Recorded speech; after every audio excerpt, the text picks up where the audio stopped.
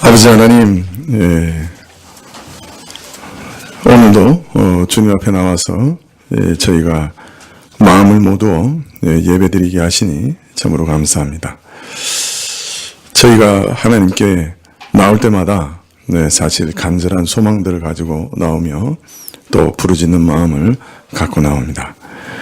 저희가 이 세상 살아가면서 저희 혼자 살아갈 수 없고 하나님의 절대적인 도우심이 필요한 것을 알기 때문에 이 시간에도 엎드려서 주님께 기도합니다. 주님, 저희의 기도를 들어주시옵소서. 저희 간절한 소망을 하나님께서 들어주시기를 원합니다. 저희가 하나님께서 응답하시고 하나님께서 허락하시고 하나님께서 도우시고 하나님께서 길을 여시고 하나님께서 참으로 우리의 소원을 들어주실 때 우리가 살 수 있겠습니까? 그래서 우리가 하나님께 간절히 기도하는데 어떤 경우에는 참 오랫동안 하나님께서 응답지 않으셔서 참 저희로 마음이 곤비하고 슬프고 근심되게 될 때가 많사오니 아버지 하나님, 저희의 연약함과 저희가 진토로 지음받은 자들인 것을 기억하사 저희의 연약한 기도라도 하나님께서 들어주시기를 간절히 기도드립니다. 저희 오랫동안 주님께 드리는 모든 소원들 주님 합당히 여기신다고 하면 저희에게 허락해 주시고 또 그것이 저희에게 합당치 못할 만한 것들이라고 하면 저희 마음에 준비를 주시고 저희가 그것을 감당할 수 있는 능력을 먼저 주셔서 저희로 그것을 잘 감당할 수 있게 하셔서 또 그것을 응답해 주시기를 간절히 기도합니다.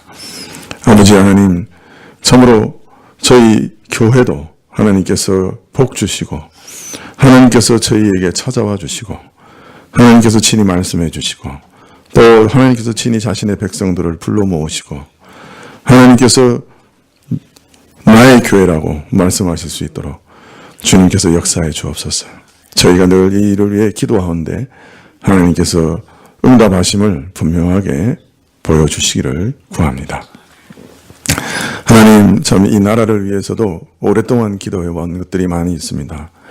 주님, 저희 어릴 때부터 교회에서 우리 참 선배들이 하나님께 기도했던 것을 기억합니다. 참 이 나라가 평화롭게 통일되며 또 그 가운데 종교의 자유가 주어져서 북한 땅에 다시 교회를 건설할 수 있게 해달라고 참 주일마다 눈물로 기도했던 우리 선배들의 기도를 기억합니다. 아버지 하나님, 그 기도들이 하나님의 뜻과 하나님의 선하신 계획과 배치되는 좀 잘못된 기도였던 것입니까? 참 그것이 우리 그냥 인간의 소망이요 인간의 욕심에서 나온 기도였습니까? 하나님, 그것이 진정 하나님으로부터 나온 소망이었다고 하면 하나님께서 그 일들을 이루어 주시옵소서. 그 수많은 기도, 전국의 그 많은 교회에서 참으로 고향을 그리워하며 날마다 울며 기도했던 우리 장로님들의 기도를 하나님께서 기억해 주시기를 간절히 기도합니다. 응답해 주시기를 기도합니다. 아버지 하나님, 이 나라가 참으로 평화롭고 화평하며 서로를 향하여 오래 참고 또 서로를 사랑하며 용납하며 살아가게 해주시기를 또 우리가 얼마나 기도했습니까? 주님, 지금 나라의 형편이 참 쉽지 않습니다. 서로를 향한 적개심이 좀 물이 끓듯이 끓어오르고 있습니다. 이것이 어떤 결과를 가져올지 두려워하는 때가 되었습니다. 하나님, 끓어오르는 것을 가라앉혀 주시옵소서. 참 우리가 냉정한 이성을 따라 행치 않고 우리 마음속에 있는 적개심과 미움과 분노와 주님 참 원망을 따라 행치 않도록 주님 불쌍히 여겨 주십시오. 교회 안에 마저 주님 참으로 세상의 것에 휘둘려서 주님 하나님께서 그 피로 산 형제들을 참 자신의 생각과 자신의 이념을 따라 나누는 그런 어리석은 일들을 범하지 않도록 도와주십시오. 아버지 하나님, 교회가 세상의 종로로 타고 또 세상 정치의 종로로 타는 어리석은 일들이 벌어지지 않도록 역사해 주십시오. 주님, 세상 정치에 휩쓸리지 않게 해주시고 노예되지 않게 해주시고 오히려 진정으로 나라가 나아갈 길을, 화평과 평화의 길을 명백하게 제시할 수 있는 교회가 될 수 있도록 불쌍히 여겨 주십시오. 주님, 그러나 이러한 기도들이 땅에 떨어지고 또 오히려 정반대의 일들이 일어나는 것을 우리는 목도하면서 저희가 탄식하며 또다시 하나님께 기도할 수밖에 없습니다. 저희 기도를 땅에 떨어뜨리지 마시고 하나님, 저희를 참으로 긍휼히 여겨 주시옵소서. 만일 이것이 더욱 끌어오른다면 그것은 우리에게는 결코 복이 아니라 심판과 저주가 될 것인데 하나님께서 우리를 심판하지 마옵소서. 불쌍히 여기시기를 간절히 기도드립니다. 아버지 하나님, 오늘도 저희 가진 것들을 주님 옆에 예물로 드렸습니다.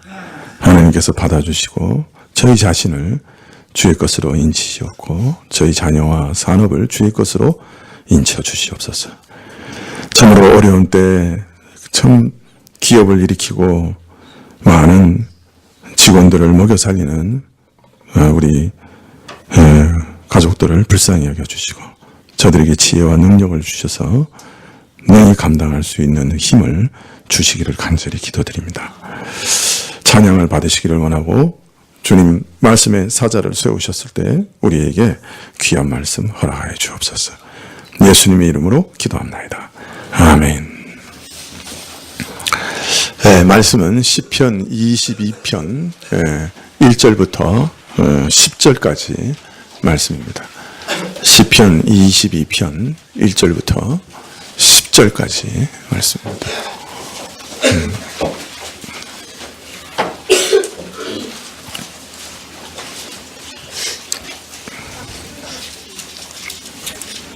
시편 22편 1절부터 10절까지 찾으신 줄 알고 제가 봉독해 드리겠습니다. 22편 1절부터 10절까지입니다. 내 하나님이여, 내 하나님이여, 어찌 나를 버리셨나이까? 어찌 나를 멀리하여 돕지 아니하시오며 내 신음하는 소리를 듣지 아니하시나이까? 내 하나님이여, 내가 낮에도 부르짖고 밤에도 잠잠치 아니하오나 응답치 아니하시나이다. 이스라엘의 찬송 중에 거하시는 주여, 주는 거룩하시니이다. 우리 열조가 주께 의뢰하였고 의뢰하였으므로 저희를 건지셨나이다. 저희가 주께 부르짖어 구원을 얻고 주께 의뢰하여 수치를 당치 아니하였나이다. 나는 벌레요 사람이 아니라 사람의 회방거리요 백성의 조롱거리니이다. 나를 보는 자는 다 비웃으며 입술을 삐죽이고 머리를 흔들며 말하되 저가 여호와께 의탁하니 구원하실걸, 저를 기뻐하시니 건지실걸 하나이다. 오직 주께서 나를 모태에서 나오게 하시고 내 모친의 젖을 먹을 때 의지하게 하셨나이다.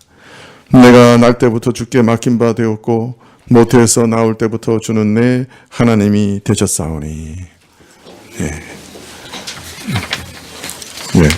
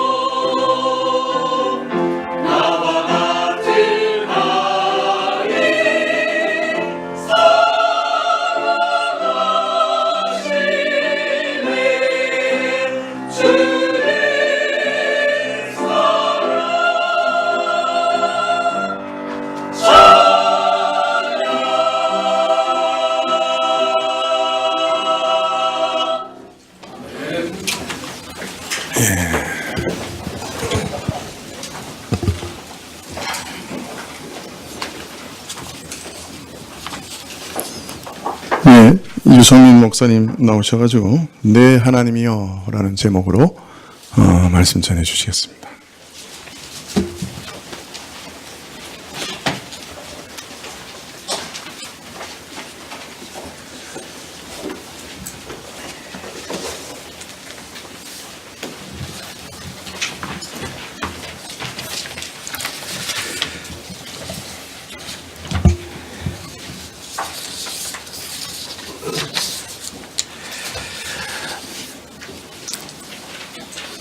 네, 어린아이들이 말씀을 들으러 올라오는지 모르겠는데. 네, 오늘은 시편 22편에 원래는 10절까지 좀 보려고 했는데요.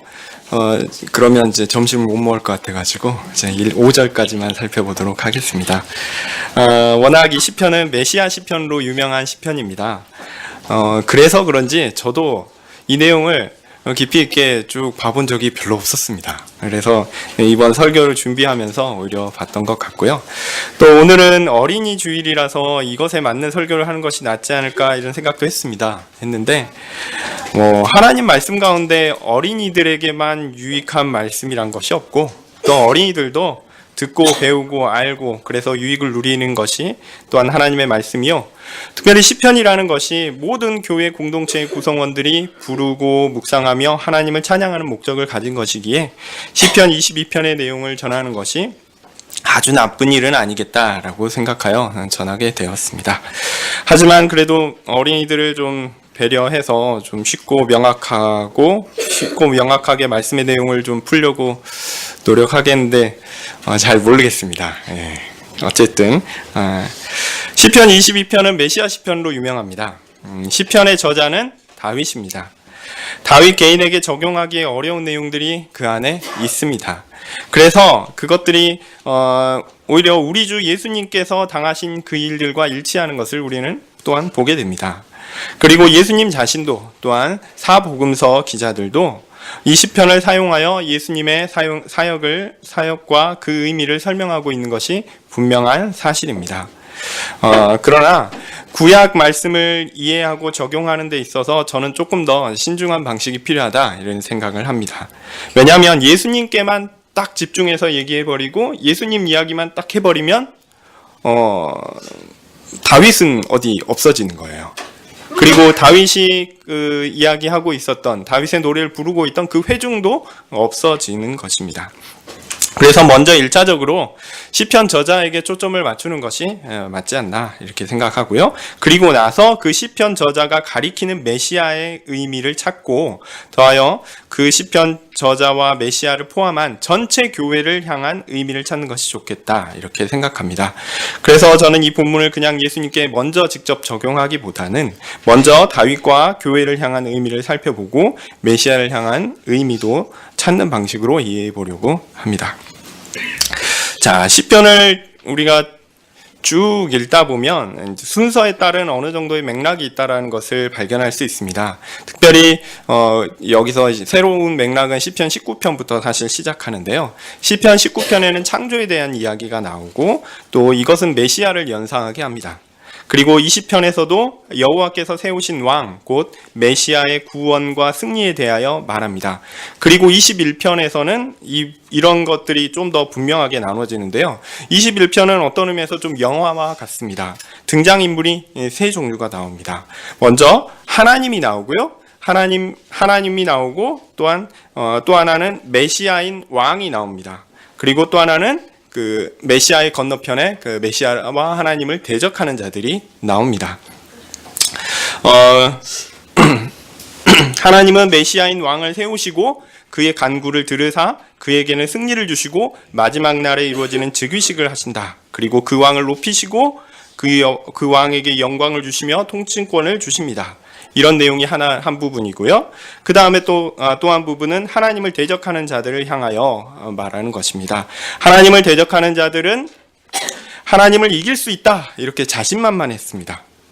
그리고 하나님을 적극적으로 대적했습니다. 그러나 그들은 결국 하나님의 심판 가운데 망하게 될 것입니다. 그러니까 한쪽 메시아는 승리를 얻고 영원한 왕으로서 통치할 것이다. 또 한쪽은 영원히 심판받아 멸망할 것이다. 이렇게 이야기합니다. 이런 영화와 같은 내용들을 쭉 이야기하고 나서 이게 22편 우리가 읽었으니까 바로 앞절이에요. 21편 13절에 여호와여 주의 능력으로 높임을 받으소서 우리가 주의 권능을 노래하고 칭송하겠나이다. 처음으로 우리라는 말이 나와요. 21편에서.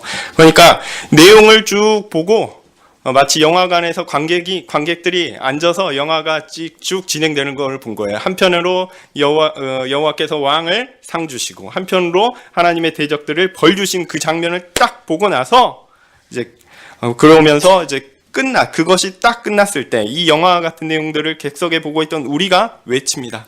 여호와여 높임을 받으소서 하나님 찬양합니다. 이렇게 합니다. 왜냐하면 하나님께서 메시아에게 주시는 복에 우리가 참여하게 되었기 때문입니다. 시편은 메시아의 구원에 속한 자들에게 하나님께서 그들에게 계획하신 승리와 복 그리고 대적들을 향한 진노와 심판 이것을 그림처럼 보여주신 것입니다. 이것을 본 하나님의 백성은 너무 좋고 행복했습니다. 그 내용이 시편 21편의 간략한 내용입니다. 자, 그러면요. 시편 21편의 이런 내용들. 자, 우리가 궁극적으로 가지는 행복과 기쁨, 그것은 언제 이루어질 것인가요? 지금 당장입니까? 아쉽게도 우리가 그것을 완전하게 볼 날은 좀 기다려야 할 것 같습니다. 그렇다면 우리가 지금 현재 이 땅을 살아가는 우리의 삶 속에서 오늘 경험하는 것은 무엇일까요? 아직 망하지 않은, 아직 하나님의 완전한 심판을 받지 않은 하나님의 대적들이 있습니다. 그들은 하나님을 대항하여 계획한 모든 일들을 하고 있습니다. 그것을 우리는 지금 목도하고 있는 것입니다. 우리가 지금 그것을 보는 것이 당연한 것입니다. 이 땅에서 아직 하나님의 완성하시는 그날이 오기 전에 하나님의 백성은 여전히 하나님의 대적들 가운데 살아가고 있습니다. 하나님 없이 살아가는 세상 사람들이 떵떵거리며 그들이 살아가는 방식이 최고이고 옳은 것이라 주장합니다. 그들은 세상에서 성공하고 높아집니다. 그리고 자신의 부와 권력을 대대손손 누릴 수 있게 하려고 치밀하게 계획을 세웁니다. 하나님이 없이도 자신이 계획한 것을 이룰 능력이 있다. 그들은 확신합니다. 그리고 하나님의 백성을 향하여 비난합니다. 물론 이 땅의 교회가 허물이 많은 것이 사실입니다. 요즘에 이제 하도 비난을 많이 받고 있으니까 죄가 많은 것 사실이죠. 그렇지만 그들은 하나님을 믿는 것이 어리석은 것이요 바보 같은 일이다 이렇게 이야기합니다. 심지어 교회 안에 있다고 하는 사람들 중에서도 비슷한 사람들이 있습니다. 하나님을 전적으로 믿고 신뢰하며 그것으로 우리가 구원을 얻는다. 우리가 오직 믿음으로 구원을 얻는다. 이렇게 이야기하면 바보 같은 것이다 라고 야단을 칩니다. 우리가 그렇게 우리의 행함 없이 오직 믿음으로 구원을 얻는다. 이렇게 이야기하면 그것은 사람의 윤리성을 말살하는 것이다. 착하게 살라고 명하신 하나님의 말씀을 잘못 이해한 것이다. 이렇게 비난합니다. 비인간적인 것이다. 이렇게 그것을 조장한다라고 몰아붙입니다. 성경이 가르치는 대로 하나님께서 세상을 창조하셨고 지금도 다스린다라고 하면 그 증거가 어디 있냐라고 말합니다. 과학적 증거가 무엇이냐라고 몰아붙이며 무식한 소리 한다고 야단칩니다. 하나님을 믿고 성경을 하나님의 말씀으로 따르며 하나님의 은혜로 구원을 얻고 오직 하나님만을 의지함으로 살아야 한다라고 이야기하는 것은 지성을 포기하는 것이며 비윤리적으로 살아가는 것을 방조하는 것이며 참 인간됨을 포기하는 것이다 라는 비판을 하기도 합니다. 이러한 세상의 공격은 결코 쉽지 않습니다. 매우 강력하며 또한 이 온 세상은 그런 소리로 가득합니다. 진정 하나님의 말씀을 따르고자 하는 참 교회는 잘 보이지 않습니다. 어떻게 해야 할지 우리에게 지혜도 별로 없습니다. 다만 우리는 하나님의 말씀을 하나님을 붙들고 은혜를 구할 뿐입니다. 물론 마지막 날에 우리는 시편 21편 13절처럼 마지막을 보고 또한 하나님을 찬양하게 될 것입니다. 그런데 우리는 이 날을 좀 기다려야 합니다. 기다려야 합니다. 그래서 우리에게 제시되는 말씀이 바로 시편 22편이 아닌가 생각됩니다. 마지막 날에 이루어질 그 완전한 그것을 바라보면서 현실을 살아가는, 오늘을 살아가는 우리에게 시편 22편이 꼭 필요한 것이 아닌가 생각됩니다. 예. 표제를 읽겠습니다. 다윗의 시 영장으로 아엘렛샬에 맞춘 노래. 시편 22편은 다윗의 시입니다. 영장으로, 이거는 이제 인도자를 따라 이런 표현을 이제 바꾼 건데요.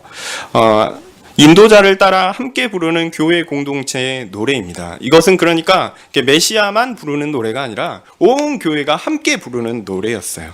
그리고 아엘렛샬이라는 뜻은요, 우리는 이제 여기 우리말 성경에는 사슴이라는 곡조에 이렇게 되어 있는데, 좀 더 정확하게 하면 새벽의 사슴이라는 뜻입니다. 이게 무슨 말인가에 대해서 의견이 분분합니다. 제 생각에 아마 새벽의 사슴이라는 노래가 있었던 것 같아요. 그런 곡조가 아마 있었을 것 같아요. 그래서 그 곡조에 맞춰서, 일종의 장단 이름이죠. 거기에 맞춰서 좀 노래한 것이 아닌가. 혹은 또 새벽의 사슴이라는 것에 어떤 영적인 의미가 있는 것이다 라고 해서 그것을 탐구하시는 분들도 있어요. 대표적인 사람이 루터였는데, 제가 볼 때 좀 그거는 좀 무리한 것이 아닌가 싶고요. 우리로 치면 이제 새벽 이슬 그런 노래처럼 이게 유명한 노래들이 있잖아요. 그 노래에 맞춰 가지고 이제 이 찬양이 이루어진 것이 아닌가, 저는 그렇게 생각합니다. 하지만 확실한 것은 아닙니다. 어쨌든 중요한 것은요, 교회 공동체가 이 노래를 불렀습니다. 함께 불렀습니다. 단지 한 사람에게만 해당되는 것이 아니라 모든 회중이 알고 듣고 부르는 그런 노래였고, 그 노래는 바로 그 모든 사람들에게 해당되는 노래였습니다. 1절입니다. 내 하나님이여, 내 하나님이여, 어찌 나를 버리셨나이까? 어찌 나를 멀리하여 돕지 아니하옵시며 내 신음하는 소리를 듣지 아니하시나이까? 시편은 나의 하나님, 나의 하나님 이렇게 시작합니다. 오늘 시편은요, 나라는 개인이 주로 말을 하고 있습니다. 시편 21편은 누가 얘기했죠? 마지막 절에 보면 우리 이렇게 얘기했잖아요. 근데 22편은 좀 나라는 개인이 이야기합니다. 교회가 함께 부르는 노래인 것이 분명하지만 오늘 시편의 내용은 주로 개인적인 경험을 표현하고 있는 것을 가리키고 있습니다. 하나님의 백성 개개인이 어떻게 자신의 삶을 살아가고 어떤 경험을 하고 있는가, 그것을 보여준다는 것이죠. 우리는 개개인의 삶을 살아갑니다. 각자의 삶의 범위가 있고 그 삶에서 때로는 주도적이고 때로는 수동적으로, 또 어떨 때는 즐기면서 또 어떨 때는 괴로워하면서 그렇게 혼자의 삶을 살아가는 것 같습니다. 그런데 사실 그리스도인의 삶은요, 공통점이 많습니다. 그리스도인의 개인의 삶은 다른 교회 지체들의 삶과 사실 별로 다르지 않습니다. 삶이 처한 상황이 개별적으로 다 다르죠. 그렇지만 공통점이 많습니다. 바로 뭐냐면 하나님 앞에 살아간다라는 것이죠. 또한 하나님의 대적들이 하나님과 함께한 우리를 대적한다는 점에서 또한 동일합니다. 그럴 때 우리에게 하나님을 의지하는 자세가 요구되고요. 그 가운데 치열하게 죄와 싸워가며 세상의 모욕과 괴롭힘을 견디며 살아가야 합니다. 그래서 이 세상은 신자들에게 전쟁터와 같습니다. 고통이 있고 아픔이 있고 실패가 있고 쓰러짐이 있습니다. 그러나 마지막 결과는 우리에게 이미 알려졌죠. 하나님께서 왕에게 승리를 주시고 우리는 그 승리를 누리게 될 것입니다. 그러한 마음으로 하루하루를 살아가는 교회에 속한 한 지체의 호소를 우리는 지금 보고 있습니다. 뭐죠? 나의 하나님, 나의 하나님, 어찌하여 나를 떠나셨습니까? 버리셨습니까? 하나님은 어떤 분이십니까? 천지 만물의 창조자이시오. 지금도 모든 만물을 주관하시는 참 하나님이십니다. 그 하나님을 시편의 저자는 뭐라고 부르죠? 하나님 이렇게 부르지 않고요. 나의 하나님 이렇게 부르고 있습니다. 그냥 좀 어려운 상황이니까 어딘가에 있을지 모르는 아무 신의 이름이나 그렇게 부르는 건 아닙니다.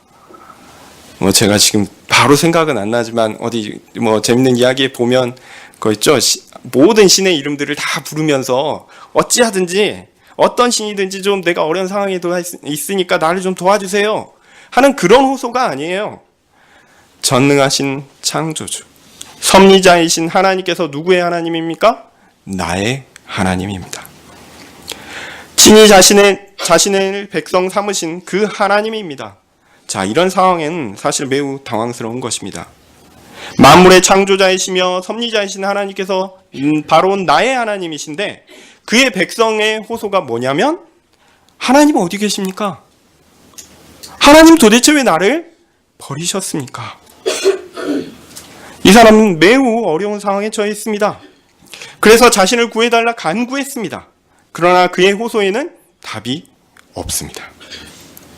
하나님께서 떠나 아무런 응답을 보이지 않으십니다. 그의 삶은 곤고함이 더해지고 대적들의 공격은 더욱 심해집니다.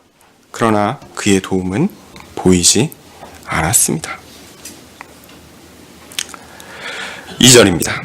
내 하나님이여 내가 낮에도 부르짖고 밤에도 잠잠치 아니하오나 응답치 아니하시나이다.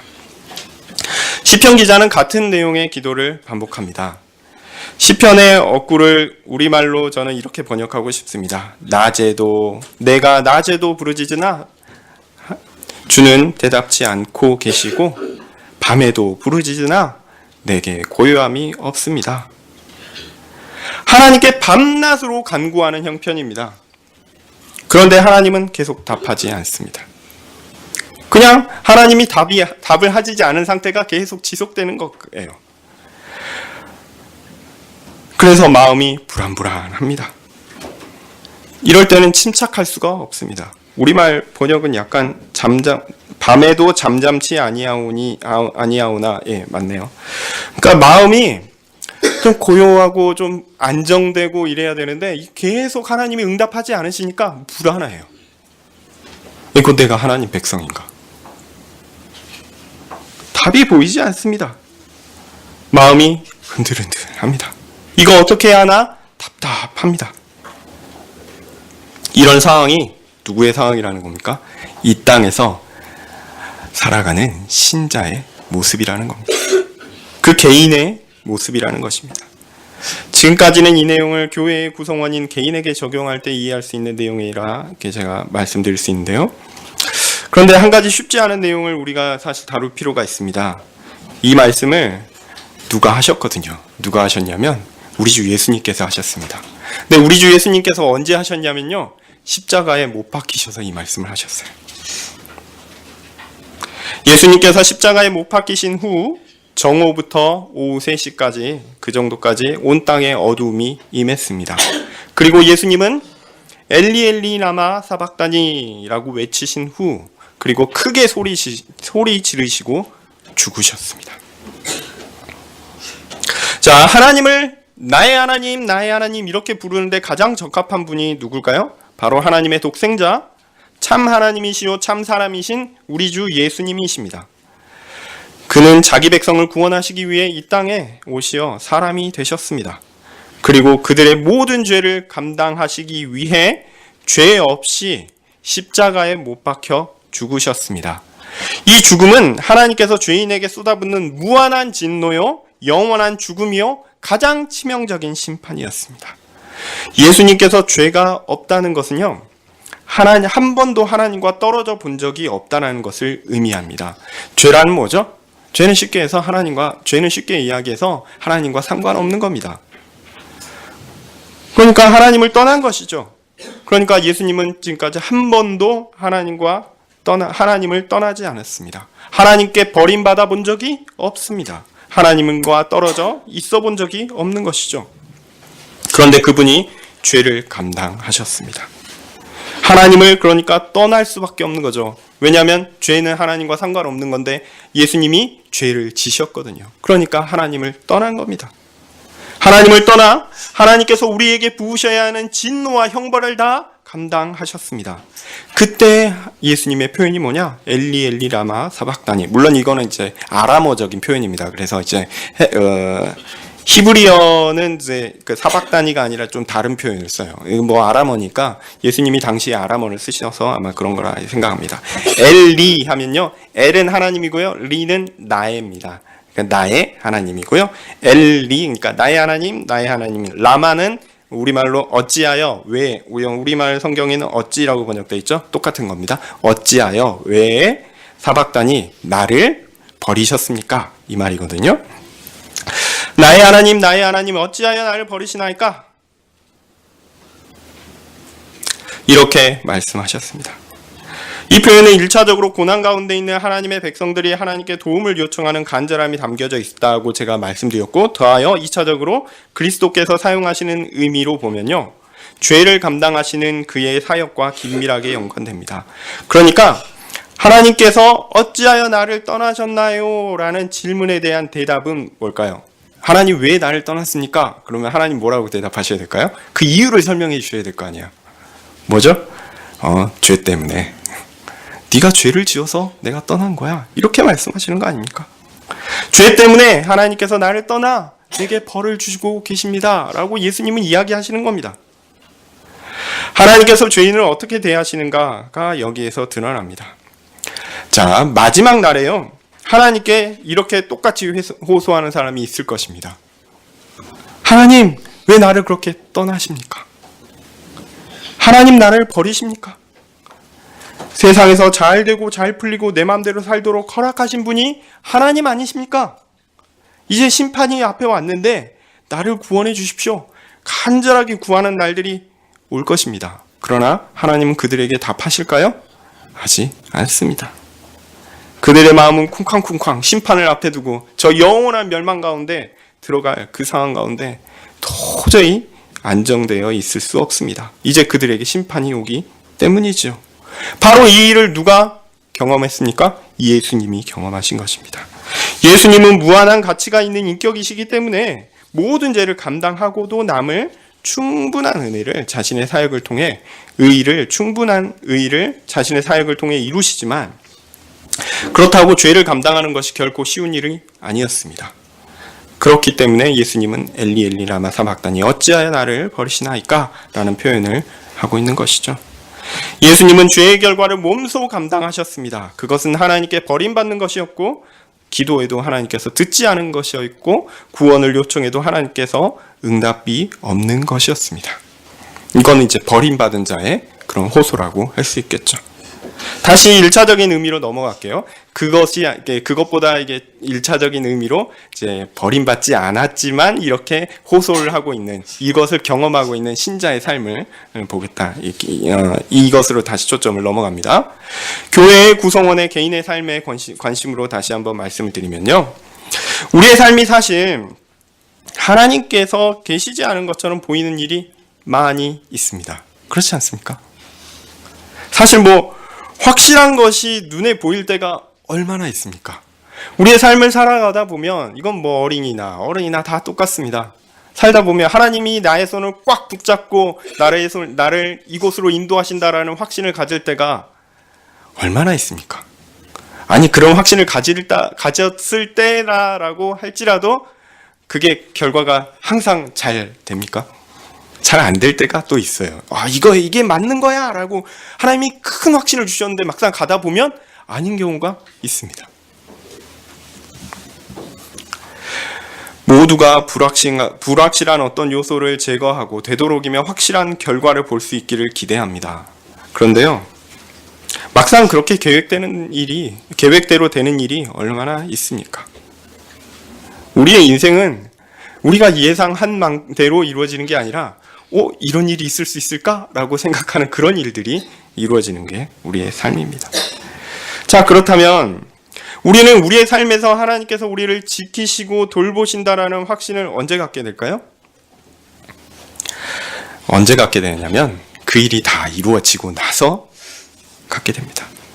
우리에게 어떤 문제가 발생하고 죄에 대한 싸움이든 삶의 어려움이든 그 문제의 와중에, 그 문제의 중간에는요, 하나님께서 응답하셔서 특별한 은혜로 도움을 주시는 일을 우리는 잘 경험하지 못합니다. 만약 그런 일들이 있다라고 하면 제가 보기에는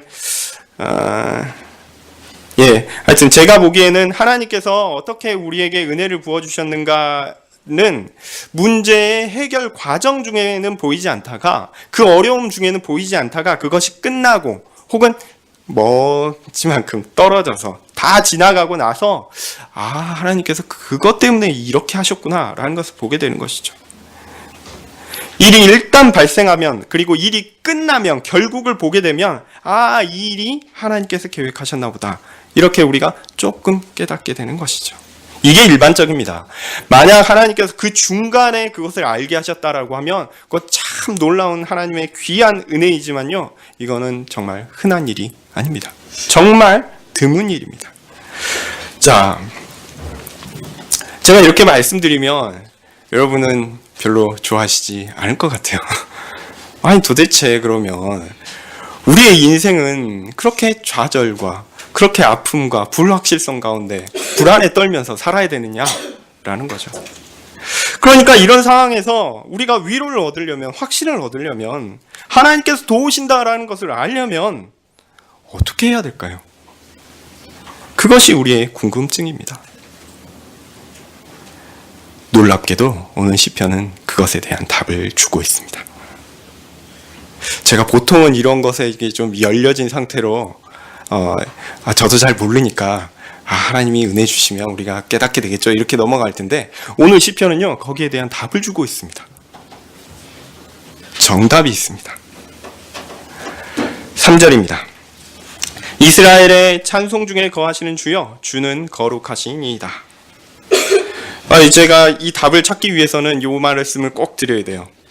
시편 22편 3절의 첫 단어는 우리말에 번역이 안 돼 있습니다. 근데 그게 아주 치명적인 문제입니다. 뭐냐면요, 히브리어로 for, 그러니까 그리고라는 단어가 있어요.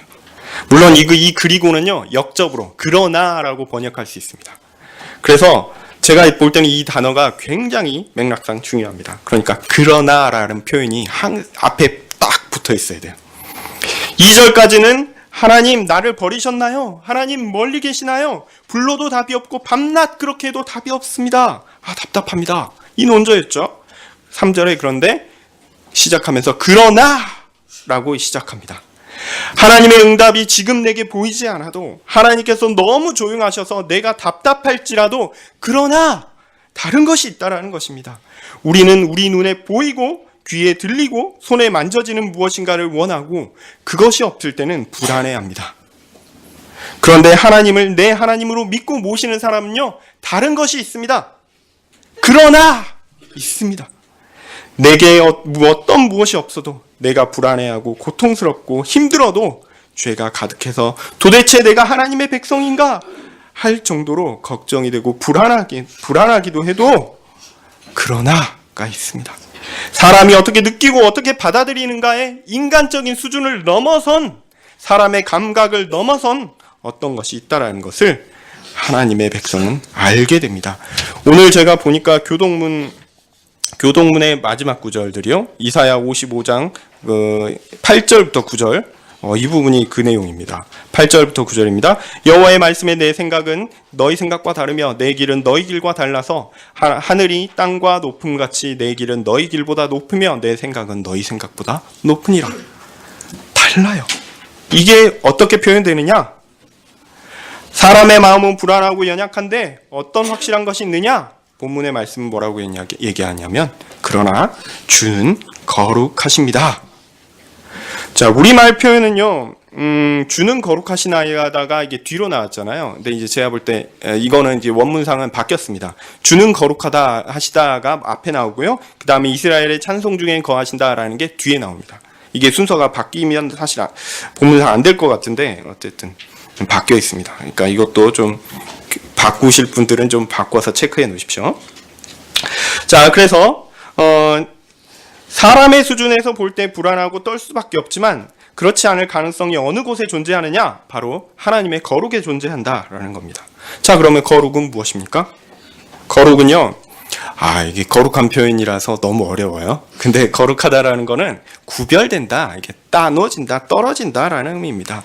하나님이 우리와 다르다, 그런 의미입니다. 그러니까 하나님은 변하고 약한 사람과 다릅니다. 하나님은 그런 사람과 같은 존재가 아닙니다. 제가 그리스 로마 신화에 대한 만화책을 좀 봤습니다. 너무 재밌더라고요. 땅의 여신 가이아가 혼돈 가운데 생겨나고 가이아 여신이 하늘의 신 우라노스와 다른 신들을 만듭니다. 그리고 우라노스와 사이에서 여러 다른 신들이 생겨나게 됩니다. 그 중에 이제 크로노스라는 신이 우라노스를 죽이고 신들의 왕이 됩니다. 그리고 그의 아들인 제우스가 결국 크로노스를 물리치고 신들의 왕이 되고 신들의 체계를 세우고 사람이 창조되고 어쩌고 저쩌고 하는 이야기가 쭉 됩니다. 너무 재밌습니다. 그런데요, 그런 이야기를 읽어보면 신들이 다 사람 같다라고 느끼게 됩니다. 강하기도 하고 약하기도 하고 심지어 죽기도 합니다. 신인데 아프기도 하고요. 자녀를 낳아 사랑하고 싸우고 질투하고 속이고 사람이 하는 일은 다 합니다. 그런데 이게 진짜 하나님 이야기입니까? 아닙니다. 우리 하나님은요, 사람이 생각할 수 없는, 사람이 생각하는 그런 존재가 아닙니다. 그게 사람이 생각할 수 없는 그런 내용이다, 그런 분이다라는 게 가리키는 것이 뭐냐? 바로 거룩입니다. 물론 하나님께서 다른 어떤 존재보다 위엄이 있으시고 존귀하며 품격이 다르고 성품이 뛰어나다, 이렇게 표현할 수 있어요. 맞습니다. 그렇지만요, 사람이 생각할 수 있는 어떤 가치로 하나님을 평가하여 하나님의 위치를 생각하는 것 자체가 사실은 적합하지 않습니다. 하나님은 사람이 아닙니다. 그것이 거룩을 나타내는 가장 좋은 표현입니다. 성경이 이런 이야기도 하죠. 하나님은 인생이 아니시다. 자, 누구도 하나님을 알 수 없고 누구도 하나님을 측정하고 평가할 수 없습니다. 하나님은 지극히 높고 존귀한 분이십니다. 그 무엇도 그 앞에 고개를 들고 있을 수 있는 존재가 없는 그런 분입니다. 하나님께서 그렇게 거룩하시다라는 의미입니다. 자, 그런데 그러면 하나님은 우리와 다른 거룩한 분이잖아요? 그러면 그 거룩한 존재를 우리가 알 수 있습니까? 없습니까? 문제는 없어요. 없어요. 그런데 그 분이 우리에게 한 가지 가능성을 주셨는데 그게 뭐냐? 하나님께서 자신을 친히 알리시고 사람과 함께 하시려고 마음을 먹으셨습니다. 그래서 정말 놀라운 일이 발생했습니다. 하나님께서 이스라엘을 자기 백성으로 삼으셨습니다. 하나님은 자기 백성을 삼은 이스라엘이 뭔가 뛰어나서 멋진 일을 해서 선택한 것이 아니었습니다. 그냥 하나님은 그렇게 정하셨습니다. 그리고 이스라엘은 하나님께서 어떤 분이신지 하나님께 듣고 배우고 알게 되었습니다. 이제 하나님의 백성 그 배운 대로 하나님을 찬양하고 섬기면 됩니다. 그러니까 거룩하신 하나님께서 어디 가운데 계시냐? 이스라엘의 찬양 가운데 계신다라고 성경은 표현하는 것입니다. 이스라엘이 찬양할 수 없어요. 왜냐하면 하나님은 우리와 떨어진 거룩한 분이시니까. 근데 그분이 우리에게 찬양을 받으신다라는 것은 뭡니까? 하나님이 우리에게 오셔서 어떻게 찬양하고 어떻게 섬길 것인가를 알려주셨다라는 것을 우리에게 보여주는 것입니다. 거룩하신 하나님께서 이스라엘의 찬양 가운데 계신다는 표현은 도저히 알 수 없는 하나님께서, 거룩하신 하나님께서 친히 그의 백성에게 자신을 드러내시어 그들로 하여금 하나님을 바르게 섬기게 하도록 하셨다라는 놀라운 그의 백성과의 하나님과의 관계를 가리키는 것입니다. 다시 앞의 이야기와 연결해야 합니다. 아무리 불러도 하나님께서 계시지 않고 응답하시지 않는 것 같죠? 절망적인 상황입니다. 나의 감각과 기대로는 희망이 없어 보입니다. 그러나 하나님은 거룩하십니다. 하나님은 자신을 그의 백성에게 드러내어 하나님을 섬기게 하셨습니다. 그는 사람과 다른 분입니다. 하나님은 자신이 선택하시고 정하셨으면 그걸로 끝입니다. 사람이 어떤가는 아무런 문제가 아닙니다. 하나님은 사람이 아니시기 때문이죠. 하나님은 변덕이 죽을 듯하는 그런 존재가 아닙니다. 하나님은 변함없으신 분입니다. 하나님께서 자기 백성을 삼으시겠다 하셨으면 그는 영원히 그의 백성입니다. 그러니 우리의 생각에는 절망적인 것 같을지라도 하나님을 바라보십시오. 우리가 깨닫지 못하여 고통 가운데 있을지라도 우리는 우리의 참된 주인이시며 우리를 선택하시고 보존하시며 지키시겠다 약속하신 그 거룩하신 하나님을 바라보아야 합니다. 그것이 우리에게 유일한 소망이 됩니다. 그런데요, 이렇게 하나님은 거룩하시다 이렇게 딱 시편이 끝나고 거룩하신 하나님을 봐야죠. 이렇게 보면 좀 우리에게 조금 덜 위로가 되는 것 같습니다. 시편은요, 한 가지 또 하나의 우리에게 확실한 증거를, 위로를 던져줍니다. 4절과 5절 제가 읽겠습니다. 우리의 열조가 주께 의뢰하였고 의뢰하였으므로 저희를 건지셨나이다. 저희가 주께 부르짖어 구원을 얻고 주께 의뢰하여 수치를 당치 아니하였나이다. 하나님께서 이렇게 하신다, 이렇게 하나님께서 일하신다라는 것을 다윗이 처음 알게 된 것이 아니었습니다. 하나님께서 자기 백성을 선택하시고 그들에게 자신을 계시하실 때에 이미 있었던 일입니다. 그렇게 이스라엘의 조상들이요 하나님을 믿었습니다. 전혀 확신하지 못하는 그 상황 속에서도, 절망 속에서도 하나님을 신뢰하였습니다. 그들은 하나님을 믿었고 하나님은 그들을 구원하셨습니다. 이것은 경험입니다. 5절도 같은 이야기죠. 조상들이 하나님께 부르짖었고 하나님께 도와달라 피했습니다. 하나님께 피난처를 구했습니다. 그들은 그렇게 하나님을 믿었고요, 그들의 신뢰는 부끄러움을 당치 않았습니다. 이것은 과거가 우리에게 주는 위대한 교훈입니다. 우리가 하나님의 백성임에도 불구하고, 하나님의 백성으로 열심히 선하게 살려 함에도 불구하고 여전히 우리 가운데 있는 죄의 결과로, 혹은 하나님을 대적하는 자들의 공격으로 인해서 고통 가운데, 아픔 가운데, 좌절 가운데 있을지라도 하나님께서 우리를 도우실 것이다 확신하고 위로를 얻을 수 있는 근거가 여기에서 나옵니다. 이 근거는요, 우리의 마음의 안정됨, 견고한 기도의 응답, 신호, 응답에 대한 신호, 확신, 그런 것 아닙니다. 우리 안에 있는 어떤 것 아닙니다. 첫 번째는 뭐죠? 하나님께서 거룩하시다라는 사실입니다. 하나님은 한 번 선택하시면요, 결코 버리지 않으십니다. 그분은 바로 나의 하나님입니다. 그것이 우리가 완전히 망하지 않고 종국의 구원을 얻게 될 분명한 근거입니다. 또 하나 하나님께서 우리에게 주신 근거가 있는데요, 뭐냐면 우리와 같이 신앙을 가지고 이 땅에서 삶을 살아갔던 선조들의 경험입니다. 그들도 또 우리와 동일하게 하나님께서 계시지 않는 것 같은 그런 고통과 아픔과 좌절을 경험했습니다. 신자의 삶은 원래 다 그런 거다라는 것을 성경이 이야기해주고 있습니다. 그러나 그들이 신뢰하며 하나님의 도우심을 구했을 때에 하나님은 그들을 도우셨고 이끄셨고 보호하셨습니다. 하나님께서 하나님의 백성들을 지금까지 쭉 그렇게 도우셨고 지켜오셨습니다. 그러니까 우리의 기도도 하나님께서 들으실 것입니다. 하나님께서 우리와 함께 하셔서 우리를 지키실 것입니다. 우리는 하나님을 믿는 일에 있어 나 자신에게 있는 확신을 의지해서는 안 됩니다. 먼저는 하나님의 거룩하신 성품을 보아야 합니다. 또한 그것을 먼저 경험한 교회의 선배들의 신앙을 보는 것으로 위로를 얻고 확신을 얻어야 합니다. 그리고 나중에 우리의 그런 경험이 신앙의 후손들에게 위대한 확신의 근거가 또한 될 것입니다. 그리스도께서 오신 이후에 교회가 유지된 것은 이미 2000년이 넘었습니다. 우리는 다윗이 이 시편을 기록할 때보다 어떤 의미에서 더 많은 확신의 근거를 가지고 있습니다. 교회 역사를 배우는 일은요, 그런 의미에서 매우 중요합니다.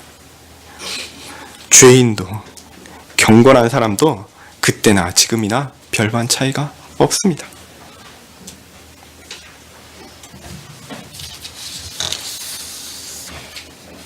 하나님의 백성의 삶에 있어서 확신이 없어 우리는 두려움이 가득한 하루하루를 살고 있을지 모르겠습니다.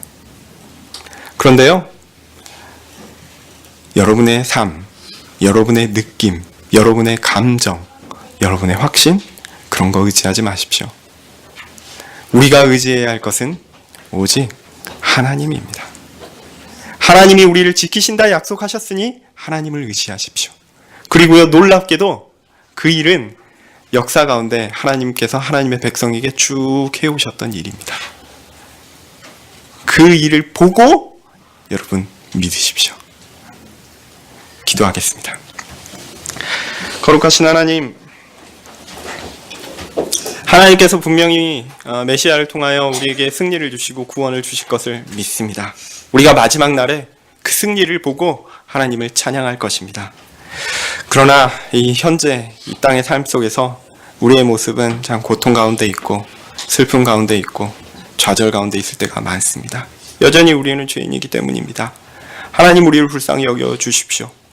하나님, 그러할 때 우리의 모습, 우리의 느낌, 우리의 감정, 그것을 의지하지 않고 하나님의 거룩하심을 붙들고, 또한 하나님께서 이 땅 가운데 참 그러한 일들을 동일하게 겪고, 또한 하나님께 구원을 받은 그 선조들의 경험들을 우리에게 주셨으니 그것들을 보고 의지하며 우리의 신앙을 굳게 붙잡고 하나님을 의지하며 나아가게 해주십시오. 하루의 삶을 그렇게 하나님을 확신하며, 하나님께서 일하심을 확신하며 굳은 믿음으로 살 수 있게 도와주시옵소서. 예수님 이름으로 기도합니다.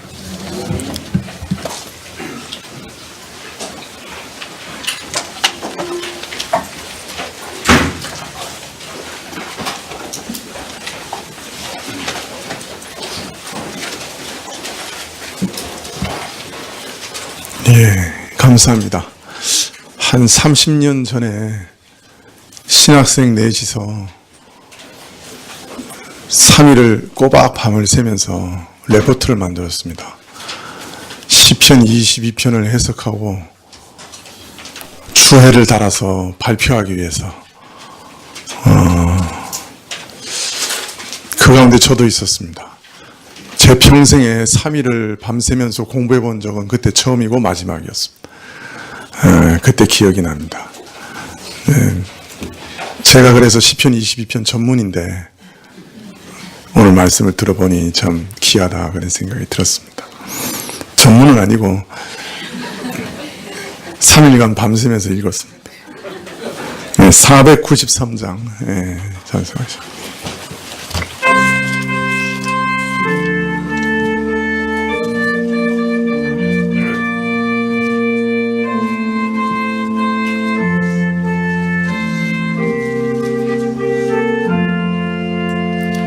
나 이제 주님의 새 생명 얻은 몸, 옛 것은 지나고 새 사람이로다.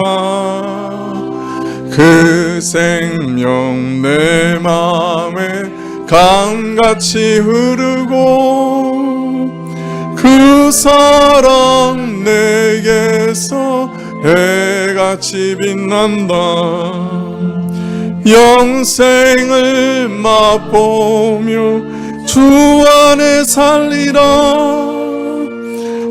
오늘도 내일도 주 함께 살리라. 주 안에 감추인 새 생명 얻으니, 이전에 좋던 것 이제는 값없다.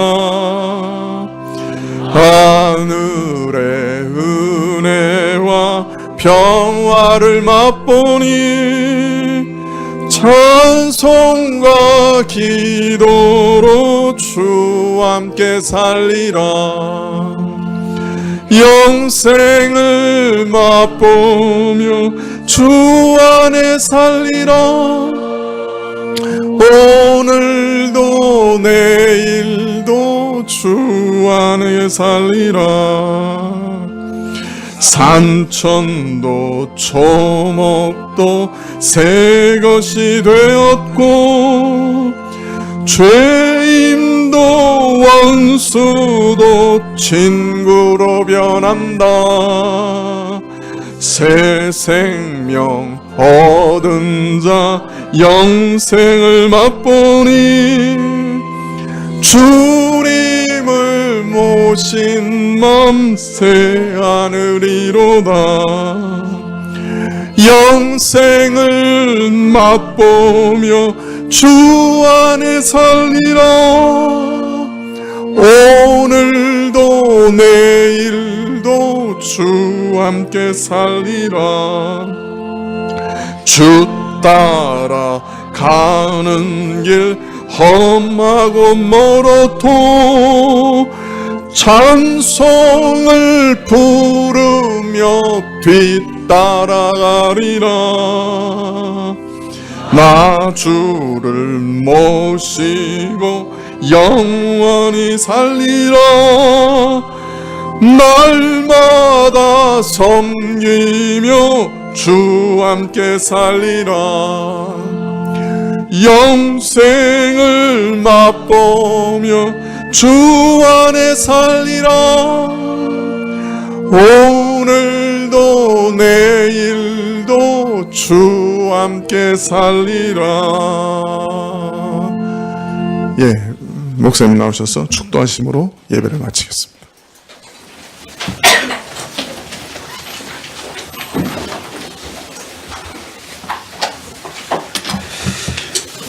주 예수 그리스도의 은혜와 하나님의 사랑과 성령의 교통하심이 여기 모여 오직 하나님의 거룩하심과 또한 하나님께서 주신 선조들의 경험을 의지하여 이 땅의 삶을 하루하루 살아가는 모든 성가교회에 속한 우리와 함께 있을지어다.